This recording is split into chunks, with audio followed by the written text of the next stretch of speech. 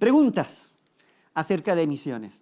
El tema de la obra misionera es un tema que siempre ha estado como en el tapete. Algunos lo toman como una moda, ¿no? ¿Y ustedes están en misiones o no están en misiones? Yo recuerdo que en algunos lugares era la conversación. O te preguntan, ¿en esta iglesia apoyan misiones o no apoyan misiones? Son preguntas que hacen, ¿no? ¿Y qué pensáis acerca de las misiones, ¿no? Como si fuera un ente o una cuestión aparte de la iglesia. No sé si me explico, como si fuera un departamento. ¿Ustedes tienen un departamento de misiones? Como quien tiene un departamento de jóvenes, como quien tiene un área de niños. ¿Y tienen misiones? No sé si habéis escuchado acerca de eso. Bueno, antes de entrar en materia, simplemente les quiero aclarar de que hasta el siglo XVI, es decir, hace 4 días, 4 siglos atrás, aproximadamente, 4 o 5 siglos atrás, no se hablaba de evangelización o misiones. En la iglesia nadie estaba diciendo, hacemos misiones, el departamento de evangelismo, pues no se hablaba de misiones y evangelismo. Usted me va a decir, ¿pero qué pasa aquí? Pues no se hablaba como algo, como conceptos definidos, ¿no? Donde dijeran, muy bien, hoy día la iglesia sale a evangelizar. Muy bien, ahora vamos a enviar misioneros, ¿no? Eso no se hablaba hasta el siglo XVI. En el siglo XVI se comenzó a acuñar esos dos términos, porque hasta aquel entonces la iglesia simplemente hacía la obra. ¿Me voy explicando? No estaban preocupados por definirlo, sino que simplemente evangelizaban, simplemente iban, simplemente se convertían, eran transformados y salían a compartir con otros lo que Dios había hecho. Y por ahí, ya en el siglo XVI en adelante, algunos movimientos religiosos le pusieron título. Vamos a definir esto como evangelismo, vamos a definir esto como misiones, ¿no? Y ahí yo, desde mi punto de vista, creo que le hicieron un flaco favor a la obra. Porque al definirla de manera indirecta, le dieron una connotación como especial, como distinta a la labor y a la identidad de la iglesia. No sé si me explico. Entonces, como algo que la iglesia tenía que hacer. Pero si la iglesia lo venía haciendo siempre, de manera natural, como parte de su esencia. No tenían que decirle, hazlo, lo hacían porque entendían que si yo conocía a Cristo tenía que dar testimonio de Él. Pero hasta el siglo XVI eso no era así. Hasta el siglo XVI la gente se convertía, la gente crecía, ¿no? E incluso había movimientos que se preparaban. Por decirlo, había un movimiento que me gustaba mucho, no recuerdo el nombre, que lo leía tantos años atrás que no me acuerdo el nombre, que ellos, cuando el evangelio llegaba a una familia, el objetivo de los padres era formar a los hijos desde el punto de vista escritural, que conocieran las escrituras, pero también que aprendieran un oficio para que ellos luego pudiesen salir por el mundo a predicar el evangelio y ganarse la vida. ¿Notáis? Es decir, un concepto de lo que era la evangelización, no como algo aparte, sino que, bueno, conocimos a Cristo y ahora nos toca salir a dar testimonio de Él. Ahora que he sido cambiado, he sido transformado, tengo que salir a dar testimonio de Él. Recibían un mínimo de preparación y se iban. Y familias enteras salían por el mundo, ¿no? Para dar testimonio. Los niños aprendían, qué sé yo, de pequeño la zapatería, la carpintería y diferentes oficios, porque en la medida que los pueblos donde ellos iban moviéndose, ellos con su oficio sobrevivían y a la vez les permitía estar con la gente para compartir el evangelio. Interesante. Que es muy distinto a lo que hoy se ve comúnmente. Hoy día hablamos de misiones, hablamos de evangelismo como cuestiones totalmente aparte, diferentes. Entonces, yo quiero hoy día al menos hablar de 3 o 4 preguntas acerca de lo que es las misiones o el ámbito misional nuestro, ¿no? La primera pregunta tiene que ver por qué hacer misiones. ¿Por qué hacer misiones? Y quiero compartir, y vamos a leer unos textos bíblicos, ¿no? El primer texto bíblico tiene que ver con Mateo 28, 19 y 20, que vosotros ya lo conocéis, donde Jesús está hablando ¿con quién? ¿Con quién? ¿Con quién, a ver, creéis vosotros que está hablando aquí? ¿A quién se lo está diciendo estas palabras? A sus apóstoles, a sus discípulos. No estaban solamente los 12, estaban toda la multitud que le estaba viendo a punto de ascender. Entonces, toda esa multitud eran sus discípulos. Era gente que había estado con él. Entonces, cuando uno ve este texto, uno pareciese que fuese como una frase simplemente de despedida, diciendo, bueno, chicos, ir por todo el mundo y hacer discípulos a todas las naciones, bautizándoles en el nombre del Padre, del Hijo, del Espíritu Santo, etcétera, ¿no? Pero Jesús lo que estaba haciendo era encomendar una misión, es darles un trabajo. Yo me voy me voy al Padre, luego enviaré al Consolador, pero vosotros tenéis que continuar con la tarea. Ahora, no se lo estaba diciendo a un grupo de personas que no tenían idea de lo que iba a ocurrir o de lo que tenían que hacer. ¿Me voy explicando? No eran personas, no eran novatos, sino que eran personas, discípulos, que habían estado al lado del Maestro, al menos durante un tiempo, conociendo, viendo, escuchando, experimentando, ¿no?, el poder de Dios, el amor de Dios, aprendiendo las Escrituras, ¿no? Así Cristo le había enseñado las Escrituras, es decir, tenían un mínimo de formación. Entonces, antes de irse Jesús al cielo, a ese grupo de personas que ya contaba con un mínimo de formación, algunos ya tendrían 3 años, otros, los apóstoles, por ejemplo, y una camada de ellos, más de 3 años, otros 2, tal vez otros 1, y ahora les habían visto resucitado, que era la confirmación, ¿no?, de que él era el Mesías. Ahora le estaba diciendo, vayan. ¿Y qué les dice? Ir y hacer discípulos a todas las naciones. Esta es vuestra labor. ¿Qué tenéis que hacer? ¿Solamente mirar al cielo, orar y congregarse? No, ir y hacer discípulos a todas las naciones, bautizándolos en el nombre del Padre, del Hijo y del Espíritu Santo. Y luego añade, enseñándoles que guarden, ¿no? Enseñándoles que guarden todo lo que yo les he mandado. Entonces, si os dais cuenta, Jesús lo está planteando de una manera muy natural. ¿Aprendisteis? Vaya, hágalo, enseñe, comparta con otros, bauticen en el nombre del Padre, del Hijo, del Espíritu Santo. En algunas semanas más tendremos bautismo otra vez este año. Reclutaremos nuevos discípulos para el Señor, porque el bautismo también es señal de aceptar un discipulado, un seguimiento. Y luego enseñen. ¿Qué iba a enseñar esta gente? Lo que habían aprendido al lado del Maestro. ¿Os dais cuenta? Tenían que enseñar lo que habían aprendido. A veces nosotros miramos y decimos, bueno, yo no sé mucho. No importa. Lo que sepas, tienes que enseñarlo. Lo poco que sabes, tienes que enseñarlo. Esa semilla que tú ya tienes en ti, que está en tu vida de experiencia, es la que tienes que sembrar también en otros. Pero bueno, aquí Jesús está diciendo, ¿por qué hacemos misiones? Primero, porque Jesús lo está poniendo como una responsabilidad en quienes Él ya ha enseñado y en quienes han experimentado su poder y han experimentado su amor. ¿Vale? Segundo, Hechos 1:8, un texto que hemos repetido durante estos días, que ha estado muy de moda, recibiréis poder cuando haya venido sobre vosotros el Espíritu Santo y me seréis, ¿qué cosa? A ver, Jesús está diciendo ir y ahora está diciendo tienen que ser testigos. No sé si os dais cuenta, pero el Evangelio, el contexto del Evangelio siempre está en un ir y en un ser testigos. Tenemos que ser, es un llamado a ser testigos, no a quedarnos con lo que hemos vivido y con lo que hemos experimentado, sino que ser testigos. En el versículo anterior, ¿hasta dónde tenían ellos que llegar? Ir por todo, a todas las naciones, decía aquí, ¿no? Y aquí decía, en Jerusalén, en Judea, en Samaria y hasta lo último de la tierra.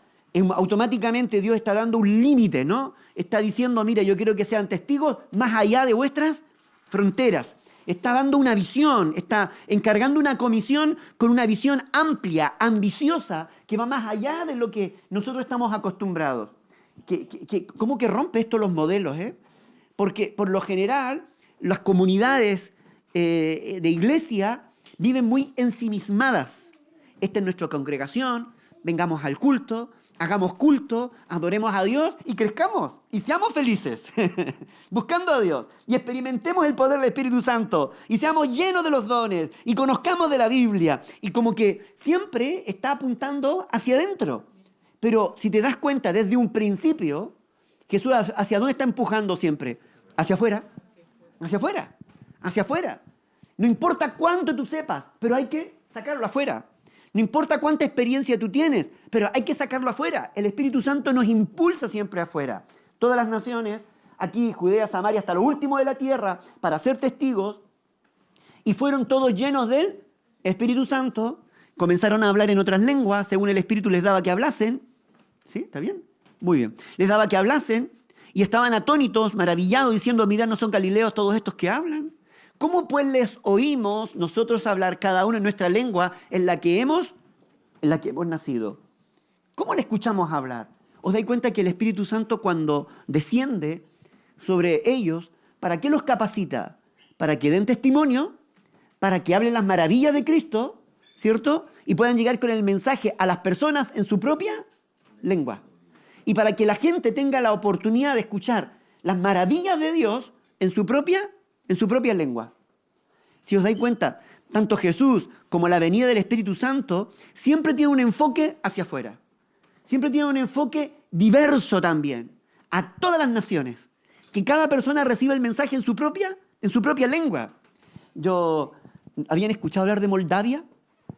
A mí me suena como esas películas de Disney, ¿no? El rey de Moldavia. ¿No? Esa película de Disney, por ahí aparece un rey no sé de dónde, ¿no? Moldavia. ¿Y a quién se le ocurre ir a Moldavia? Decía yo. A ellos. El Señor le puso una carga a estos misioneros a Moldavia, ¿no? A la otra, que se vaya a la China. A la otra, que se vaya aquí. Que la otra, vaya allá. Y tú diciendo, ¿pero a quién se le ocurre allí? Al Espíritu Santo, que pone esa carga en el corazón, que pone una inquietud en cada uno, y desde pequeño o de cierta edad empieza a incubar. Cuando escuchábamos a Jordi y a Sara, que ellos ya desde jovencitos tenían una inquietud en su corazón, empieza a incubar. ¿Por qué? Porque Dios ya los empieza a empujar y les hace entender de que su vida, que su ministerio y todo su crecimiento no se va a dar simplemente dentro del contexto de la iglesia, sino que van a salir más allá. Es bonito, porque el Espíritu Santo siempre nos está empujando hacia afuera. Siempre nos está empujando hacia afuera. Mire este texto que me gusta a mí. En Frigia, en Panfilia, en Egipto y en las regiones de África, más allá de Cirene, Romano, aquí residentes, tanto judíos como prosélitos, cretenses, árabes, les oímos hablar, ¿qué cosa?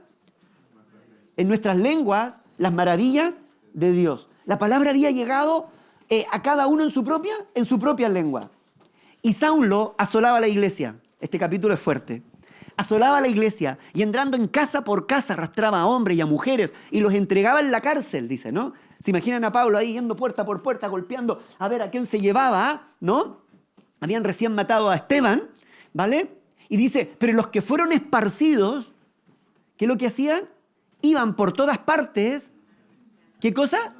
Anunciando que los estaban persiguiendo, anunciando que venían huyendo de la dictadura. ¿Eso venían anunciando? No. Ninguno de ellos decía, yo vengo porque mi país está malo, así que recíbanme por aquí. Perdónenme porque me quieren matar. Así que por favor tengan misericordia, ayuda humanitaria, quiero ser un refugiado, quiero ser un asilo, qué sé yo. Ninguno de ellos. Sino que cuando iban por las regiones, ¿no? Mientras iban huyendo, dice, todos iban anunciando, ¿qué cosa? El Evangelio. Dime, ¿en qué mente cabe eso?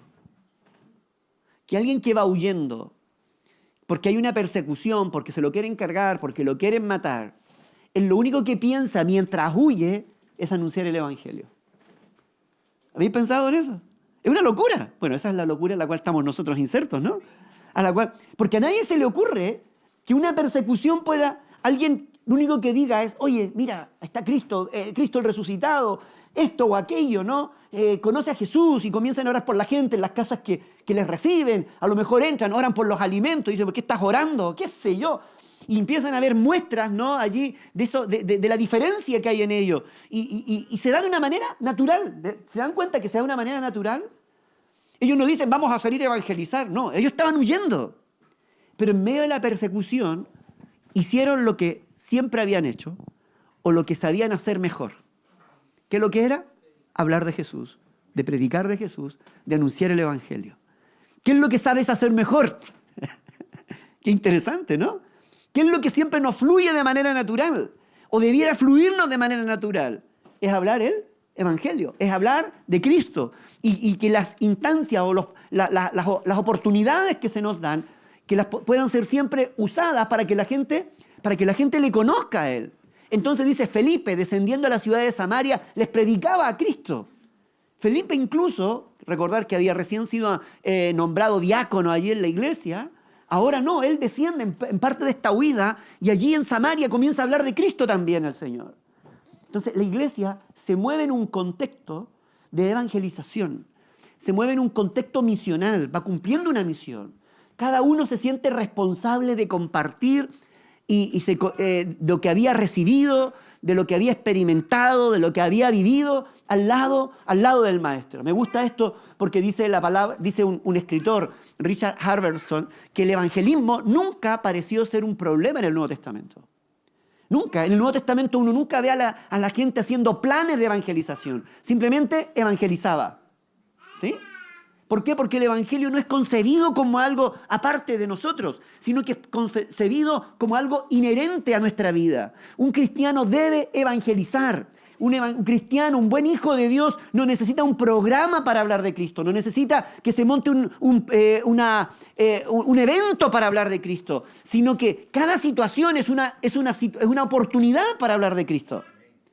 Cada eventualidad es una oportunidad que Dios nos habla. Así que uno no encuentra a los apóstoles urgiendo, exhortando, reprendiendo, planificando, organizando programa evangelístico. Uno nunca lo ve eso en el Nuevo Testamento. No dice Juan, vamos a hacer un programa evangelístico y vamos a irnos a la puerta de la Hermosa y a ver si pillamos un cojo y oramos por él para que se sane.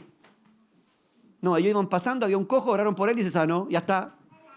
No hubo una planificación, fluía de manera espontánea, ¿no? Sino que el evangelismo simplemente sucedía. Por eso es que no tenemos que cansarnos de invitar, de hablar a la gente. Ahí me gusta porque hay gente que es muy buena para estar siempre invitando, siempre hablando de Cristo, trayéndolo a la iglesia. Ocupa un evento, ocupa cualquier excusa. Mira que hoy día, qué sé yo, hay esto, hay lo otro. Y estamos trayendo y moviendo. Porque tenemos que estar acostumbrados, debe ser parte de nuestra identidad, ¿no? Entender, ¿no? Que el Evangelio es algo que tiene que suceder de manera constante, continua, también a través de nuestras vidas. Emanaba naturalmente de la comunidad de creyentes, emanaba como una luz, como la luz que emana el sol, emanaba esa evangelización. Era automático, espontáneo, continuo y también era contagioso. Entonces, ¿por qué hacer misiones? Porque es parte de nuestra esencia. Es precisamente por eso. ¿Por qué hacemos misiones? Porque es parte de nuestra identidad. La evangelización no es parte de un programa, es nuestra esencia, es nuestra razón de ser. Por eso hacemos misiones. Existimos a causa de la misión. ¿Sabe? A veces lo digo, que si nuestro objetivo fuese el cielo y la salvación eterna, apenas te hubieses convertido, Dios te hubiera llevado para su presencia. Pero por algo nos dejó aquí. ¿Sí? ¿Y para qué nos dejó aquí? Para que diésemos testimonio de su poder y de su amor y de su transformación. ¿Por qué nos dejó aquí? Porque nuestra esencia es misional, porque tiene una misión con cada uno de nosotros. ¿Por qué Dios ha hecho milagros plantando esta congregación aquí? Y milagros no solamente plantándola, sino que también sosteniéndola y manteniéndola. ¿Por qué? Porque hay una misión que estamos cumpliendo. Hay una labor que estamos cumpliendo. Hay una esencia en esta iglesia que se tiene que transmitir también, ¿no? Una esencia de evangelio que se tiene que transmitir también hacia Berriozar y hacia las naciones. La iglesia nació en un contexto misional. El Espíritu Santo viene sobre la iglesia para que la iglesia cumpla una misión, para llevar adelante la misión de Dios. ¿Se le puede pedir a un árbol que no dé fruto según su especie? ¿Le podría decir al manzano, por favor, no des más manzana? La única manera que un árbol frutal no dé fruto es porque está enfermo. Pero por naturaleza va a dar fruto. Y va a dar fruto según su especie. Entonces, una iglesia que cumple con la misión simplemente está siendo un árbol que da fruto según su especie. Y el fruto de nuestra especie es hacer la misión. Por eso creo que en esta congregación, cuando hablamos de misión, evangelismo, no lo vemos como algo aparte, es parte de nuestra naturaleza. No estamos cuestionando, no. Dejamos que Dios nos use, que fluya, y siempre pensando que estamos formando a los futuros misioneros, a los futuros evangelistas, a los futuros obreros también, y que vamos a llenar parte de Navarra y tal vez a otro lugar. Dios nos llevará, sacará gente de aquí para sembrarla en otro lugar, porque tenemos una visión misional. Entendemos que estamos para cumplir una misión. Así que prepararse, ir preparando las maletas poco a poco. ¿Cómo hacemos la misión? ¿Cómo lo hacemos ahora? Ya entendemos por qué lo hacemos. ¿Por qué lo hacemos? Porque es parte de nuestra esencia, nuestra identidad, nuestra naturaleza. Porque es la razón de ser de la iglesia. Por eso lo hacemos. No porque exista un programa ni porque haya un mandato, sino porque es parte de nuestra razón de ser. El día, y esto es así, mire, perdón que me detenga. Una iglesia que no cumple su misión está destinada a perecer, a morir. ¿Vale? Está destinada a perecer, a morir. Esa iglesia es endógama. ¿Entienden cuáles son las iglesias endógenas? que crecen hacia adentro y que se alimentan solo hacia adentro terminan muriendo, se contaminan, porque la iglesia está destinada a estar mirando hacia afuera. ¿Cómo lo hacemos? Enseñando y predicando. Primero, uno de los factores, uno de los pasos para hacer la misión es enseñar. Jesús dijo que teníamos que hacer discípulos, bautizándolos y enseñándolos, ¿no? ¿Vale? Pero también me gusta esta palabra, yendo, ir, saliendo, moviéndonos.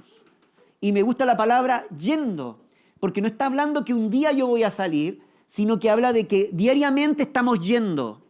Mientras tú y yo estamos yendo al trabajo, en el autobús, mientras tú y yo estamos yendo en nuestro trabajo, moviéndonos de un lugar a otro, con quienes compartimos a nuestro alrededor. Cada vez que la iglesia siempre se está yendo, nosotros siempre estamos yendo en un continuo ir de un lugar para otro. La evangelización ocurre en ese movimiento de estar yendo de un lugar a otro. Allí donde tú trabajas, eres luz y sal. Allí con quien tú conversas, tú eres luz y sal. Ahí es donde Dios te está plantando para que tú des testimonio y hables de Él. ¿No? ¿Qué hablamos? Enseñamos lo que hemos aprendido de Cristo. Que guarden todas las cosas que yo os he mandado, dijo Jesús. ¿Qué tenemos que enseñar? Enseñar a Jesús, enseñar su palabra, enseñar sus principios, manifestar su amor, ¿no? Al estilo de Jesús. Jesús siempre estaba yendo, no sé si os dais cuenta. Un día estaba comiendo con uno, otro día estaba predicando en un pueblo, otro día estaba asistiendo a una boda, otro día estaba asistiendo, qué sé yo, a una fiesta, otro día le decía, Zaqueo, bájate de ahí que voy a tu casa. Se hacía el invitado también. Es decir, no soy el único que me hago el invitado, Jesús también lo hacía, es bíblico, ¿vale? Así que no os sorprenda, yo quiero ser como el maestro, así que bájate que voy a ir a tu casa a cenar, así que prepara chuletón, ¿no? Una cosa poca, ¿no? No pasa nada.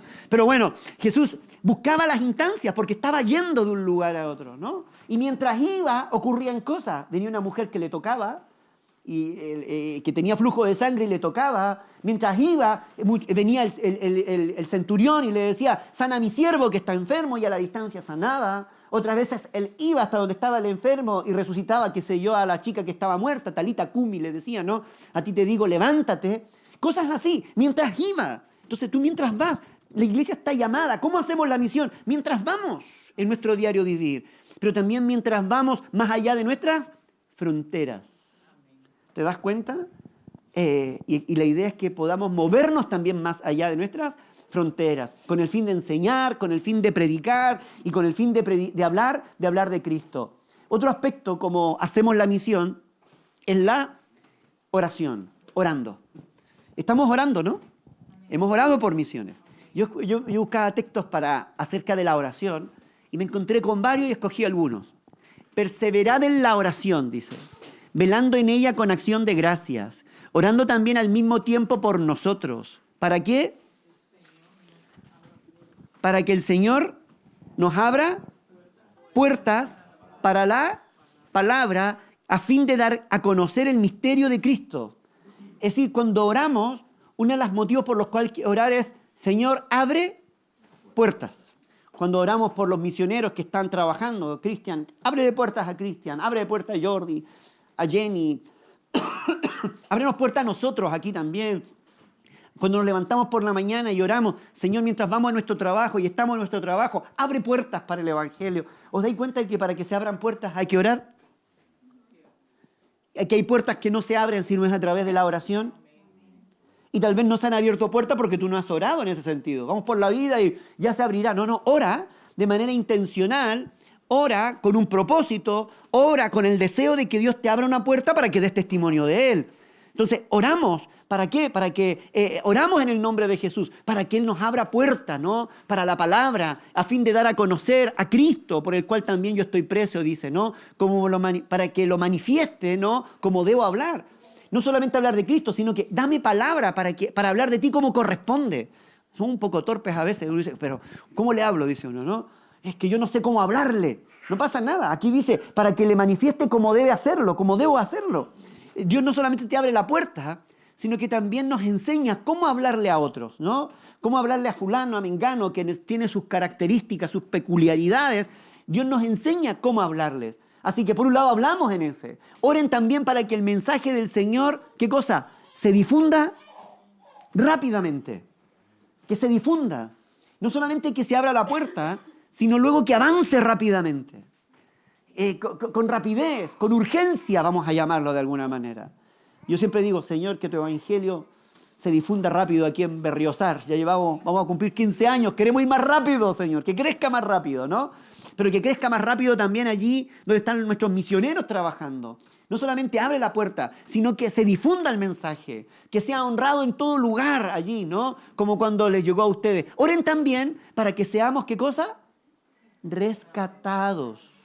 Guárdanos de peligros, dice Pablo. Oren para que Dios me rescate de los peligros, de las situaciones difíciles, de gente perversa, de gente mala, porque no todos son creyentes, no todos están abiertos. Él está consciente de que cuando vamos a un lugar a predicar o la misión se está desarrollando, hay oposición, hay gente que le desagrada, hay gente que le molesta.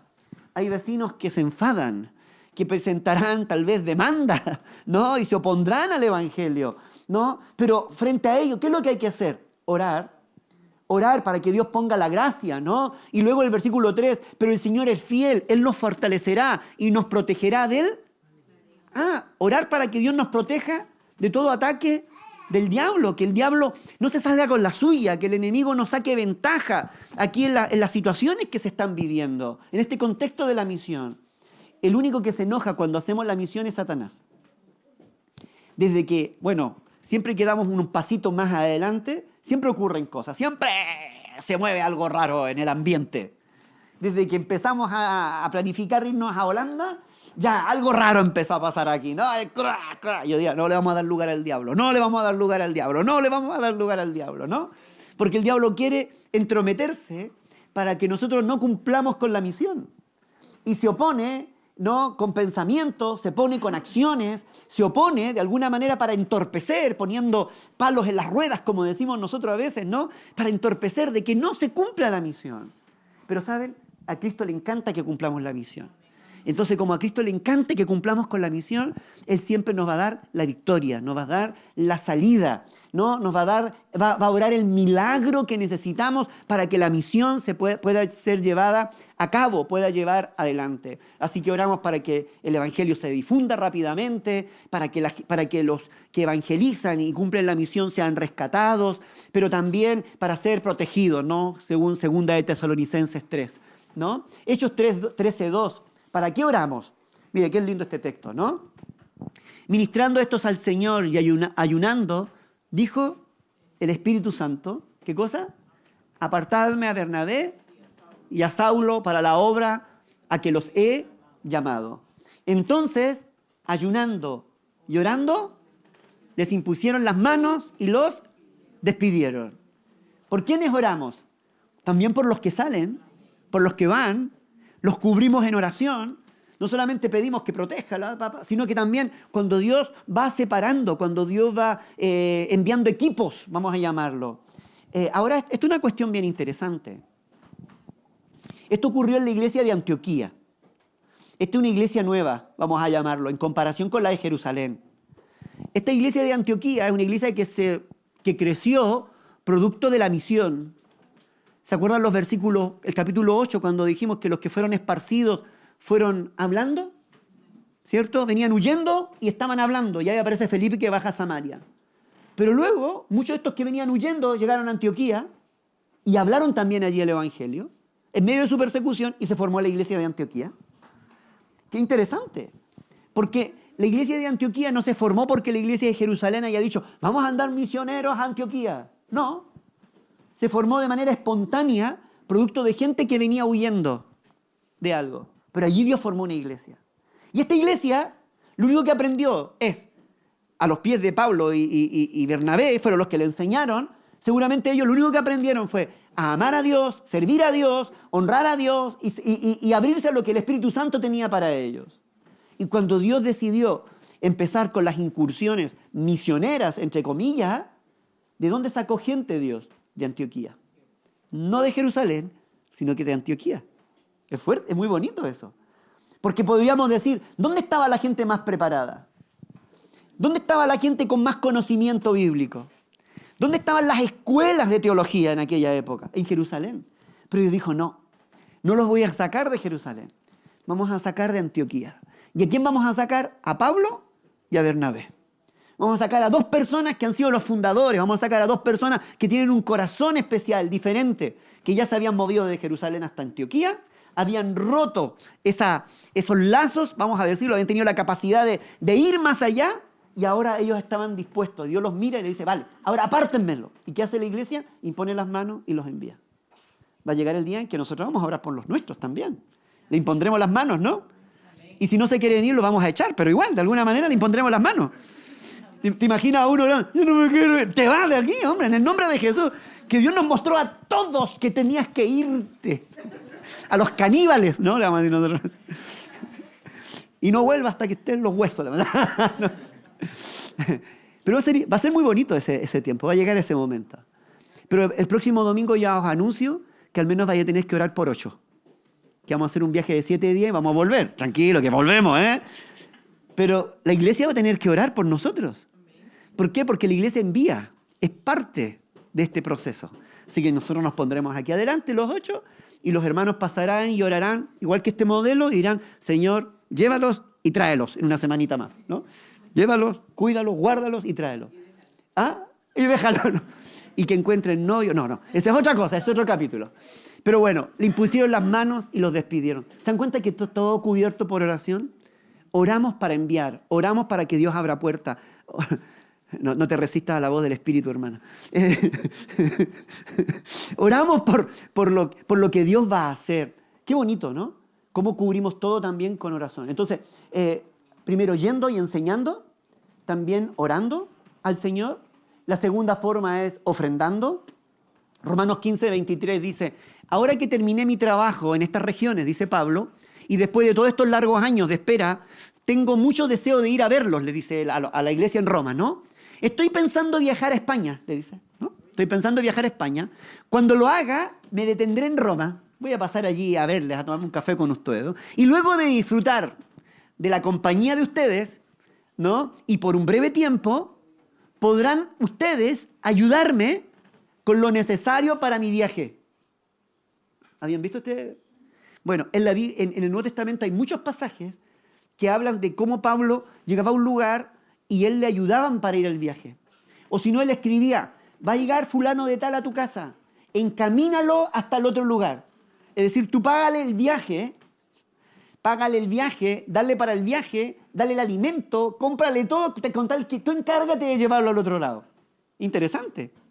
Porque si os dais cuenta, la misión se lleva a cabo en un contexto de ofrenda, en un contexto de ayuda mutua. Y cuando hablo de ofrenda, no solamente me refiero a ponernos con el dinero, como lo hacemos pagando, sino también muchas veces ofrendando nuestro tiempo, ofrendando nuestra casa, ofrendando nuestra disposición, ofrendando nuestros bienes. Que yo te llevo, que hay que llevar el misionero a Vitoria. Lo llevamos a Vitoria y lo traemos a Vitoria. Y pagamos nosotros la gasolina. Me voy explicando. Ponemos la gasolina. Que hoy día hay que darle de comer. Bueno, yo le doy de comer hoy día y le atendemos mientras está con nosotros. Y se mueve en un contacto de ayuda. Las misiones es bonito porque la palabra ofrenda no solamente tiene que ver con lo material, sino que tiene que ver con toda la colaboración que gira en torno a la obra misionera. Cuando ustedes leen los últimos capítulos de Romanos, el 16, el siguiente, el capítulo 16, Pablo da un listado de más de 30, 40 personas que colaboraban con él en el contexto misional. Entonces, es bonito, porque misiones se hace en un contexto colaborativo donde todos ofrendamos y apoyamos de lo que tenemos para que la obra del Señor se lleve adelante. Yo cuando ofrendo para misiones o apoyo misiones digo, Señor, gloria a Dios, soy parte de esto. Yo también estoy allí. Hay uno que va, pero él va porque yo también le estoy mandando. Yo le estoy ayudando a que llegue, le estoy ayudando a que se mantenga, le estoy ayudando para que esté allí presente. Entonces, sí, pero Pablo, mire, no solamente estaba pidiendo que le ayudasen pero sin embargo le dice, antes de visitarles, debo ir a Jerusalén para llevar una ofrenda a los creyentes. ¿Se dan cuenta? Y ofrendas para allá, ofrendas para acá. Es un contexto de ofrenda, de ayuda. Entonces la misión se desarrolla dentro de este contexto, ofrendando. Como saben, Filipenses 4:15, ustedes fueron los únicos que me ayudaron económicamente cuando llevé las buenas noticias por primera vez y luego seguí mi viaje desde Macedonia. Ninguna otra iglesia hizo lo mismo. Hay un contexto de ofrendar y de apoyar. Hacemos las misiones ofrendando, ¿no? Incluso cuando estuve en Tesalónica, ustedes me mandaron ayuda más de una vez. No digo esto esperando que me envíen una ofrenda, más bien quiero que ustedes reciban una recompensa por su bondad. Pero ahí está presente cómo la iglesia ofrenda y cómo la gente se desvive y apoya. Ahora, ¿cuál es nuestro límite en la misión? ¿Hasta dónde tenemos que llevar nosotros la misión? ¿Hasta dónde tenemos que apoyar la misión? ¿Hasta dónde lo creéis? ¿Qué significa? ¿Ah? ¿Hasta el fin? Hasta el fin de la tierra. La palabra me gusta porque dice hasta lo último, a todas las naciones. Me seréis testigos hasta lo último de la tierra, ¿no? Son los versículos que hemos estado leyendo. Y por todo el mundo, dice, todo el mundo. Que no quede nada, ninguna parte del mundo fuera, ¿no? Y me gusta lo que dice Habacuc, capítulo 2, versículo 14. Dice, porque la tierra será llena del conocimiento de la gloria del Señor, como las aguas cubren la mar. Llena del conocimiento. ¿Hasta cuándo? Hasta que la tierra sea llena del conocimiento de la gloria del Señor. Hasta que no hay límites. Hasta que todos los rincones tengan la oportunidad. Y Dios nos está a nosotros ayudando, nos está guiando, nos ha fichado, nos ha metido en su equipo para que seamos parte como iglesia de llevar este evangelio hasta lo último, hasta donde podamos, hasta donde nos den las fuerzas. Y en la medida que crezcamos, la idea es que podamos ayudar mucho más todavía. Mira, para lo que somos estamos ayudando bastante, me encanta eso, ¿vale? Yo no he echado cuentas, pero vamos bastante bien en cómo estamos ayudando a la obra también fuera de nuestras cuatro paredes. No estamos siendo egoístas, no estamos pensando en nosotros mismos, sino que también estamos sembrándonos en otros lugares, en otras vidas, gracias a lo que el Señor está motivando en cada una de nuestras vidas. Así que límites, no hay límites. No hay límites. Sabemos dónde empezamos, pero no sabemos dónde terminamos. Sabemos dónde empezamos, pero no sabemos hasta dónde vamos a llegar. Pero vamos a llegar lejos. Estamos llegando lejos y que el Señor nos ayude, ¿no? ¿Y cuál es nuestra límite? Entonces no tenemos límite. ¿Qué estamos haciendo? Yo quiero con esto ir acabando. Cuando nosotros hacemos misiones, estamos acercando el reino de los cielos. De verdad. El reino de los cielos se ha acercado. Yo cada vez que camino aquí en Berriozar, orando, yo digo, el reino de los cielos se ha acercado de Berriozar. Cuando salimos a la calle, hacemos evangelismo, digo, el reino de los cielos se ha acercado. Cuando ponemos un folleto en un buzón, estamos diciendo, el reino de los cielos se ha acercado. ¿Sabéis que hay gente que nunca ha leído un folleto? Hay pueblos aquí alrededor que ni siquiera han recibido un folleto todavía. Entonces, tenemos trabajo todavía por hacer. Por último, digo yo, que tengan la oportunidad de leer un folleto, una semilla de tu palabra, Señor. Esa es mi oración, ¿no? Porque es la forma en que el reino de los cielos se acerca y se acerca a la vida de las personas. Entonces, cuando llevamos la misión, estamos acercando el reino. Estábamos llevando luz y esperanza en medio de las tinieblas en los cuales se encuentra la gente, en los cuales las personas están. Llevamos salvación a los perdidos cuando estamos haciendo parte de la misión. Y por último, estamos dando de gracia lo que de gracia hemos recibido. Dios ha tenido misericordia conmigo y su corazón misericordioso nos mueve a movernos en ese contexto de misericordia para bendecir también a otros. Entonces somos parte de una cuestión grande, es poderoso. No es simplemente repartir un folleto, es reino lo que estamos transmitiendo, ¿no? No es simplemente hacer un evangelismo, no, es luz lo que estamos llevando. No, es esperanza lo que estamos llevando. Es oportunidad de liberación, de salvación. Eso que vosotros experimentasteis, eso que vosotros habéis vivido, es lo que estamos dando la oportunidad que otros también lo experimenten. Y como siempre digo, es la única, por decirlo, tabla de salvación que algunos tienen. Es la única puerta de esperanza que se les está abriendo, de restauración que se les está abriendo. Y para eso Dios nos está usando. Y que Dios nos siga usando. Y que vayamos a cosas mayores en este mover, ¿no? Que Dios tiene para cada una de nuestras vidas. En conclusión, por identidad tenemos la responsabilidad de ser parte de la misión. Por identidad, la iglesia debe capacitar para la misión. Cada vez que, ¿y por qué, pastor, usted pide este curso? ¿Por qué usted nos habla de esta manera? ¿Por qué usted nos enseña? ¿Por qué nos corrige de esta manera? Porque te estoy preparando para la misión. Te estamos preparando en un contexto misional. Nos estamos preparando para que te quedes, queremos que salgas, queremos que te muevas, queremos que estés yendo continuamente. Por identidad, la iglesia debe proveer todo lo necesario para la misión. Yo me siento responsable A mí no me gusta tener números azules y dinero que no esté moviéndose. Tiene que estar el dinero destinado a la misión, que sepáis eso, que nuestra economía gira en torno a la misión, ¿no? Por identidad somos las manos, la voz, los ojos, los pies de Dios en la misión. Me encanta. ¿Lo habías visto de esa manera? ¡Guau! Mira los ojos que tiene. Mira el de al lado, esos son los ojos de Dios. Mira tus manos, esas son las manos de Dios. Hay ojos mejores, por supuesto, ¿sí? Hay pies mejores también, sin juanete, vale, está bien. Pero es lo que hay. A pesar de los juanetes, Dios los usa. A pesar de los callos, Dios nos usa. A pesar de la catarata en el ojo, Dios nos usa. Usa nuestros ojos. A mí me encanta. Me encanta esto. Esto es lo que yo vivo. Me gusta. Ver cómo Dios nos va llevando a la misión y movernos en este contexto misional.